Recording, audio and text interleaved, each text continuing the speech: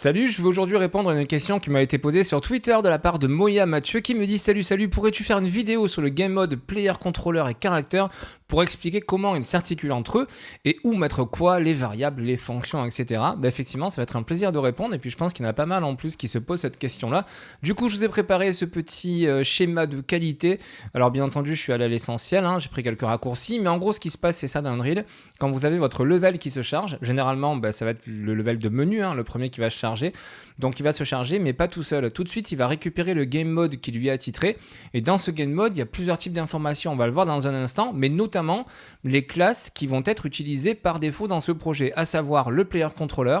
Le player controller, puisque c'est la question qui est posée, ça va être justement un acteur qui va nous permettre de faire le lien en permanence entre la partie hardware de nos contrôleurs, clavier, manette, souris, etc., et le jeu. Donc ça, c'est le player controller qui va permettre de faire justement ce lien entre ces éléments-là. Et le deuxième, c'est le player pawn, ou plutôt le default pawn class, c'est-à-dire la classe par défaut qui va spawn, que le joueur plutôt va pouvoir jouer en jeu dès que le niveau va être chargé.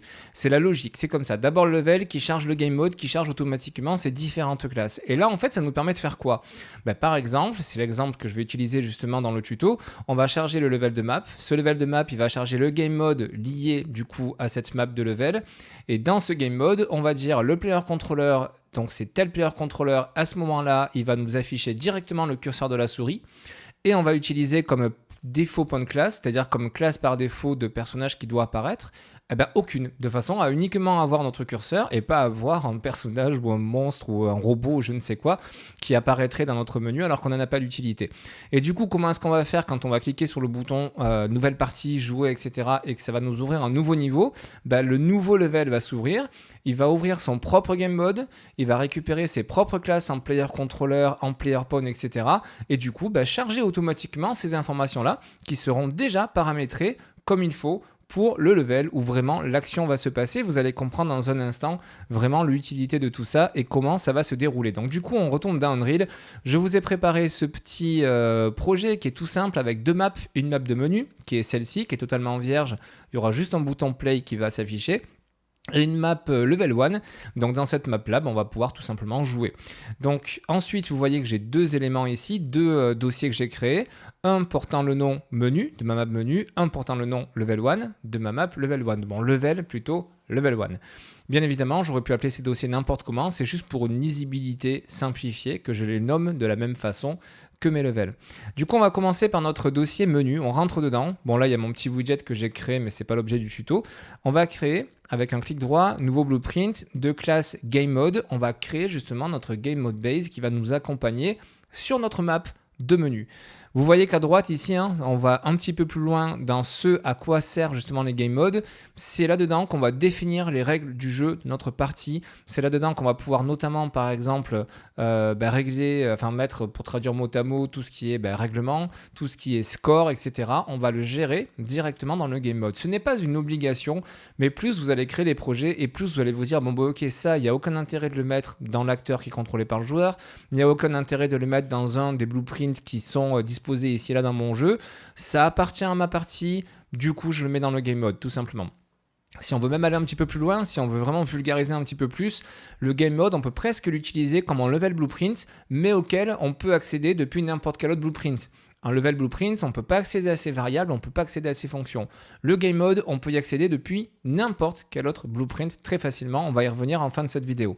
Du coup, on crée notre game mode. Je vais l'appeler gm_menu. Et ce que l'on va faire également directement, c'est faire un nouveau clic droit, nouveau blueprint, cette fois-ci de classe player controller, puisque ce sont les deux choses qui m'ont été demandées dans la question sur Twitter. Et du coup, ce player controller, c'est quoi ? C'est noté, c'est l'acteur qui va gérer justement, comme je vous le disais en intro, tout ce qui va être input côté clavier souris manette et qui va être transmis du coup dans le jeu. Donc on choisit player controller que je vais appeler PC_menu. Maintenant que j'ai fait ça, on va pouvoir ouvrir chacun de ces éléments-là. On va commencer par le player controller menu. Je vous montre un petit peu à quoi ça ressemble. Interface classique de blueprint. L'onglet viewport, on ne va pas forcément s'en servir parce que le player controller, il ne va pas être visuel. C'est votre personnage qui va être visuel, mais le player controller, il sera plutôt invisible. Par contre, dans l'onglet event graph, on va là pouvoir faire toute notre logique blueprint que l'on va vouloir exécuter dans le player controller. Alors moi, je vais m'en servir par exemple pour créer mon widget dans le player controller, mais on pourrait s'en servir pour n'importe quoi d'autre. Sachez que le player controller, comme il fait cette relation entre nos contrôleurs et le jeu, tout ce qui est axis mapping, action mapping, vous y avez un accès direct ici. Si par exemple dans votre menu où vous n'avez pas de personnage qui spawn, mais que vous avez besoin de différentes actions avec votre contrôleur, typiquement vous allez venir les coder ici. C'est là que vous allez faire toute votre logique liée au player controller. En plus de cette logique blueprint, vous avez dans la colonne de droite différents paramètres qui vous permettent de personnaliser directement ce player controller, et notamment celui-ci, le show mouse cursor. Si on le coche, ça veut dire quoi? Ça veut dire que quand on va charger ce player controller, automatiquement le curseur de la souris va apparaître. Typiquement pour les menus, c'est ce qu'il faut en général dans un menu, on se déplace aussi avec la souris, pas qu'avec la manette, et du coup il nous faut le curseur pour savoir où on se déplace.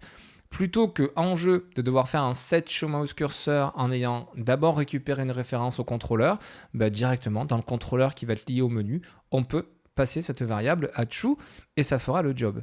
Donc voilà, vous avez compris, on peut faire beaucoup de choses dans un player controller en termes de code, etc. Et en plus, on a ces propriétés qui nous permettent de faciliter un petit peu la vie. Et justement, puisque je suis dans ma partie blueprint ici, sur l'event begin play, je vais créer mon widget que j'ai créé en off, parce que c'est pas l'objet du tuto. Donc j'ai créé un widget que j'ai appelé UI menu, que je vais afficher sur l'écran du joueur, donc notre simple fonction qui nous permet de faire ça. Et étant donné que je l'ai mis sur le begin play du player controller, et étant donné que dans la logique que je vous explique depuis le début, à savoir quand mon level se charge, il récupère le game mode, et donc il charge le game mode, et le game mode charge chacune des classes que l'on va pouvoir définir dans le player controller, le player controller, dès qu'il va être chargé, automatiquement, il va exécuter le begin play et donc il va créer mon menu. Donc ça, c'est pour la partie player controller. Je reviens un petit peu en arrière et on va maintenant éditer le game mode du menu. Le game mode, voilà à quoi il ressemble. Même interface, ce qui est logique. Le viewport du game mode, pas trop d'intérêt. Par contre, dans l'event graph, on va venir ici faire exactement ce que je vous disais au début, toute la logique de votre jeu, vous allez le mettre ici. Vous pouvez stocker le score. Dans ce cas-là, vous aurez une variable score, vous allez avoir une fonction qui va vous permettre d'incrémenter ou de diminuer le score. Bref, toute votre logique liée au jeu peut se dérouler ici. Vous n'avez pas obligation de tout faire ici. Créez plein de petits jeux et au fur et à mesure, les mécanismes vont se mettre en place dans votre tête et vous allez prendre votre logique qui sera la bonne. Mais voilà, dans le game mode, vous allez mettre tout ça. Et en plus de ça, dans la colonne de droite, nous avons accès à ces paramètres, notamment ces fameuses classes par défaut dont je vous parle depuis le début. Si on vient sur le player controller class, on peut retrouver notre player controller menu. Donc je le sélectionne. Et si on vient sur le default point class, c'est donc là l'acteur, la classe qui doit spawn par défaut, qui sera contrôlée par le joueur. Nous, dans le menu, on n'en veut pas. Du coup, on met none, aucun. C'est tout ce que l'on a à faire. On peut compiler et on peut fermer notre game mode. Il nous reste à faire quoi maintenant? Il nous reste à lier ce game mode de menu à notre level de menu. Pour faire ça, je vais déjà sur mon level de menu que je réouvre pour être sûr d'être dans le bon. Ensuite, pour le faire, on va aller sur Blueprint en haut. On va venir sur Game Mode et là, on va sélectionner le Game Mode que l'on souhaite. En l'occurrence, mon Game Mode menu. Vous voyez que d'autres apparaissent. Ce sont les Game Modes qui sont là par défaut dans les projets Unreal. Nous, on veut donc le GM menu. C'est tout ce que j'ai à faire. À partir du moment où j'ai fait ça et que j'ai enregistré, quand je vais lancer mon jeu, on va voir quoi? On va voir qu'on a notre bouton jouer. Ça, c'est mon interface utilisateur, le fameux widget. Et on sait qu'il est créé grâce à mon player controller. Donc ça nous permet bien de voir que dès le lancement de la map, on a bien le game mode de menu qui a été appelé. Et ce game mode de menu, il a bien chargé, il a bien exécuté toutes les classes, notamment la player controller. Donc, il y a une bonne partie du travail qui est faite. Maintenant, on va poursuivre. Parce que là, si j'appuie sur jouer, on voit quoi? J'ai toujours mon curseur, je n'en veux plus. J'ai toujours mon widget qui se charge, je n'en veux plus. Réellement, il s'est passé quoi? Ça a chargé une nouvelle map, qui est ma map level 1. Donc, mon menu a disparu, mon curseur a disparu, mais comme dans la nouvelle map que ça a chargé, ça a récupéré le game mode par défaut qui est celui du menu, ça a recréé le menu et ça m'a réaffiché à nouveau mon curseur. Donc maintenant, voyons comment on peut personnaliser ça pour chacun des niveaux. Vous allez voir, ça va être du copier-coller. Je vais dans mon dossier level 1, je vais créer à nouveau un premier game mode que je vais appeler level 1. Et je vais créer un player controller, donc blueprint, player controller, que je vais appeler PC level 1. Je rentre dans mon player controller juste pour vous montrer que par défaut, le show mouse cursor il est désactivé. Donc j'ai pas besoin de faire quoi que ce soit d'autre. Dans l'event graph, j'aurais pu charger ici un nouveau widget par exemple pour afficher mon widget, donc mon interface utilisateur en jeu. J'en ai pas créé, donc je ne le crée pas. Mais typiquement, je serais venu le mettre ici. Je peux donc sauvegarder ça. J'en ai fini avec le player controller de mon level 1. On ouvre maintenant le game mode. Et dans le game mode, je vais dire mon player controller, ma classe, c'est mon player controller level 1. Et la classe, le default point class, donc celle que je souhaite vouloir par défaut, c'est laquelle? Ça va être le third person character. Je prends celle-ci puisque dans mon projet que j'ai créé dans Unreal, c'est la classe de personnage par défaut. Donc je prends ça.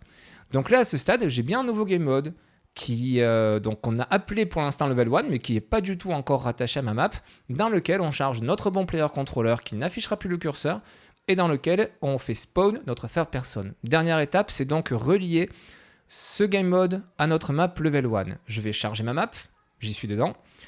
On va pas faire ça. Si on fait blueprint et qu'on fait la première étape en fait qu'on a déjà faite pour le menu, le problème c'est que ce game mode de level 1, il va être appliqué à l'ensemble des niveaux de mon jeu. Donc ce qu'on va faire, c'est venir ici dans l'onglet World Settings. Si vous ne l'avez pas, vous venez sur Windows et vous venez cocher ici les World Settings pour faire apparaître les paramètres de notre monde. Et ici, c'est à cet endroit-là, dans le Game Override, où on va venir cliquer sur la liste et sélectionner le game mode qui va écraser celui par défaut. Celui par défaut, c'est le menu, on l'a déjà fait. Donc maintenant, je prends le game mode level 1, le GM level 1, et ça va automatiquement écraser l'autre. Et donc du coup, quand cette map level 1 va être chargée, le game mode level 1 va être chargé, on n'aura pas de curseur, on aura notre personnage. Pour faire les tests, déjà j'enregistre, je retourne sur ma map de menu, je lance mon jeu et on teste. On appuie sur jouer. Et il se passe quoi? On est bien en jeu ici et on a bien notre curseur qui n'est plus là et on a la possibilité de pouvoir se déplacer avec notre joueur. Donc vous voyez, assez facilement, on peut créer un game mode par map ou par type de map de façon à pouvoir adapter le player controller. Ça aura encore plus de sens quand vous travaillerez sur du jeu multijoueur où vous avez votre menu principal, vous avez le lobby, vous avez la map. Donc il y a vraiment plusieurs étapes qui nécessitent vraiment d'avoir du code dans le game mode, dans le player controller et même d'autres classes que je n'ai pas encore citées jusqu'à maintenant dans ce tuto. Et donc voilà, prenez l'habitude de vraiment fonctionner comme ça. C'est beaucoup plus évolutif après pour votre code. Maintenant, on va terminer ce tuto par une chose. Pour ça, je crée un blueprint type acteur que je renomme même pas. L'idée, c'est juste de vous montrer comment est-ce qu'on accède justement à ces classes-là, au game mode, au player controller et au player character, depuis n'importe quel autre blueprint. Comment est-ce qu'on va faire ça? On a tout simplement des fonctions qui sont dédiées et c'est justement grâce au game mode qu'on a accès à tout ça. Donc tout d'abord, le game mode, lui c'est de base, il est obligatoire dans le level. Donc Unreal a une fonction pour accéder à ce game mode qui s'appelle get game mode. C'est pas très compliqué. Cette fonction nous permet d'avoir un accès direct au game mode. Par contre, le return qui est ici ne tient pas compte de la classe que l'on a créée. Autrement dit, si on veut accéder aux variables, si on veut accéder aux fonctions de notre game mode, je vous rappelle que c'est là où on met les règles du jeu, où on peut éventuellement enregistrer le score et compagnie, à ce moment-là, il va falloir faire un cast sur la classe du game mode que l'on a créé. En l'occurrence, le level 1 pour moi, et depuis là, j'aurai accès à toutes mes variables et toutes mes fonctionnalités. Donc ça, c'est pour le game mode, accessible depuis n'importe où. Ensuite, j'ai une autre fonction qui va être le get player. On va commencer par le contrôleur. Donc c'est la même chose, mais qui nous permet de récupérer le contrôleur actuellement de notre joueur. Exactement comme pour le game mode, c'est-à-dire que si on ne fait pas un cast ici sur le contrôleur en question, donc si je ne fais pas un cast sur par exemple mon player controller level 1, je ne pourrai pas accéder à ces variables et à ces fonctions, c'est logique. Par contre, j'aurai accès à toutes les variables, à toutes les fonctionnalités du player controller de base, la classe parente. Et donc, vous savez, le fameux show mouse cursor dont je vous parle depuis le début, c'est pas une variable que l'on a créée nous, c'est pas une fonction que l'on a créée nous-mêmes. Ce qui veut dire que si on souhaite l'activer ou le désactiver, on n'a pas besoin de faire un cast entre guillemets coûteux sur un player controller. On peut juste utiliser cette fonction, get player controller, et là on pourra faire un set show mouse cursor, etc. sans problème, sans devoir caster sur une classe qui est, une fois de plus, un minimum coûteux. On l'a vu pour le game mode. On a vu pour le player controller, pour le player character, ça va être la même chose. On a une fonction qui est un get player character et on a une autre fonction qui est très poche qui est un get player pawn. La différence entre les deux, c'est que Le pawn, c'est vraiment la classe parente de n'importe quel acteur qui va pouvoir être contrôlé en jeu par le joueur.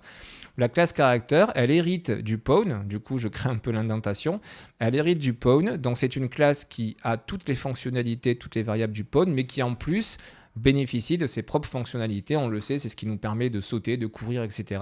Bref, le character movement que nous avons dans la classe character. Et bien même chose, ces deux fonctions nous permettent d'accéder directement à ça. Si votre personnage, ou vous êtes sûr que le joueur joue une classe character, à ce moment-là, ceci vous retournera toujours la référence au joueur. Par contre, si éventuellement il joue un pawn et que vous utilisez cette fonction getPlayerCharacter, vous n'aurez pas accès au pawn, d'accord ? Il faut être plus large, il faut vraiment récupérer le player pawn. Et même chose que ce que je vous ai dit précédemment sur le contrôleur, si vous voulez juste récupérer des variables, des fonctions qui appartiennent à la classe parente, que ce soit pawn ou character, cette fonction de get suffit. Si par contre vous souhaitez accéder à des propriétés qui appartiennent spécifiquement à la classe que vous avez créée, à ce moment-là, il va falloir faire un cast, par exemple, sur la classe en question, le third person character. Donc ça, c'est vraiment les différentes fonctions qui existent pour avoir un accès direct au game mode, au player controller, au player pawn ou au player character. Bien évidemment, en plus de ça, vous avez la possibilité dans Unreal de pouvoir communiquer différemment entre les blueprints. On a le blueprint interface, on a les event dispatchers, il y a plein de choses d'Unreal qui nous permettent de communiquer entre eux, de ne pas toujours passer par des casts, ça fera l'objet d'une autre vidéo. Mais j'espère en tout cas avoir dégrossi ce sujet de justement de cette 3 thématiques qui m'a été posée sur Twitter. N'hésitez pas du coup à passer sur Twitter si vous avez des demandes de tutos, eh bien je les traiterai avec grand plaisir. L'espace commentaire est là pour vous si vous avez des questions, je tâcherai de répondre à un maximum. Je vous dis à très bientôt pour la prochaine vidéo, prenez soin de vous, ciao.